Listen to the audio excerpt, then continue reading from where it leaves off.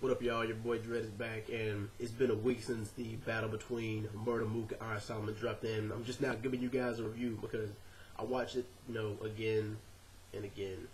And, some people say they couldn't even finish the whole battle. I mean, because it was an hour long. I mean, kind of like the disaster DNA battle for King of the Dot. But anyway, I think that instead of going 5 rounds, which is why the battle's so long, I think instead of going 5 rounds, they should have done the first 2 rounds, 3 to 5 minutes long, and then they should have made the last round unlimited. But then again, Mook said in a pre-battle interview that he had 9 rounds prepared for Solomon. We don't know how true that is, but he said he had 9 rounds prepared, and he probably wouldn't have stopped. But it should. If you guys get a look at the battle, there's more dislikes than likes, and it's a sad thing that the comments are more entertaining to watch than the actual battle itself. But I mean, I don't think the battle was as whack or as ass as everybody said it is. I mean, however, this battle had a lot of hype behind it, as being the main event of SummerMan's 2, and it didn't deliver. I mean, or it didn't live up to the hype or the expectation. Like, oh my God, it's supposed to be the greatest battle ever. It's supposed to be Clash of the Titans type shit. But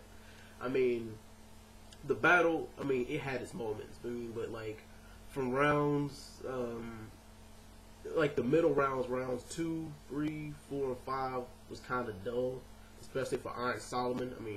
Yeah. But the first round to me was the opening round. Of course, was the best round. They both came out with fire, and some people say Solomon was trash. And they say Mook was trash. But just for further clarification, Mook, I don't think he was garbage. I just think that he took a different angle than most people take, because he said the angle he's trying to take when trying to break Solomon down was to expose his character and to expose him, for being the quote unquote fake legend that he is. Which I thought was a good approach, because most of the time, most smack and URL rappers don't do nothing but just spit, gun bars and talk about how real they are and shit. And Solomon, he came out with his regular formula, his regular, jokes, punchlines, and his aggressive flow. But I noticed, I gave Solomon the first round, but as the battle went on, his flow got worse and worse and worse.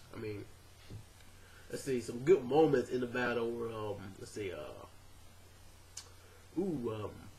third round. Let's see, I'm gonna get to that later, but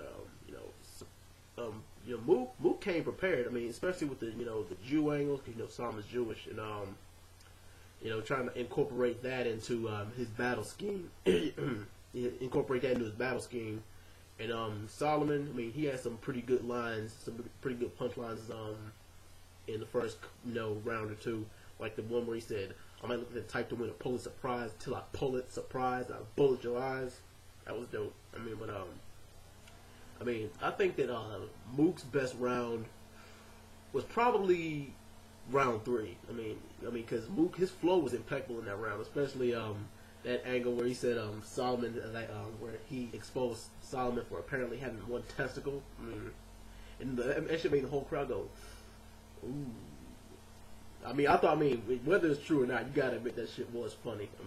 And some people constantly preach bars over jokes, but even Solomon said that both, a good MC can do both. And fortunately, Mook and Solomon can do bars and jokes. But I think that as far as digging up dirt, Mook came better prepared for this battle. And round 4 is the part, that's the round where I think everybody, Mook fans, Solomon fans, battle rap fans, went to sleep. Round 4 absolutely sucked. That's what made people not want to watch it anymore. And round 5, that's where Mook did the George Zimmerman, Trayvon Martin angle, which some people thought was a little bit low. It was clever. Some people say, it was a cheap tactic. But hey, it was effective. Hell, it worked for what it was. And Mook and Solomon almost fought during that battle. But, and Solomon, God, he didn't even bother to finish. The crowd was a huge factor in this battle. The crowd ate Solomon alive. The only round where they showed Solomon any love was the first round. Which, of course, open round, everybody gonna do it. But alright, but just a overall recap of the battle. Let's see. Flow and delivery, you gotta give that to Mook. Through all rounds. His flow, his flow slowed down later on, but for the first 2 or 3 rounds, sometimes it would seem like Mook was just talking. He was, just using words, but just talking. But you know what I mean. Let's see, punchlines and metaphors. Through the first couple of rounds, I guess you can call it a draw, but I guess overall you can give it to Mook.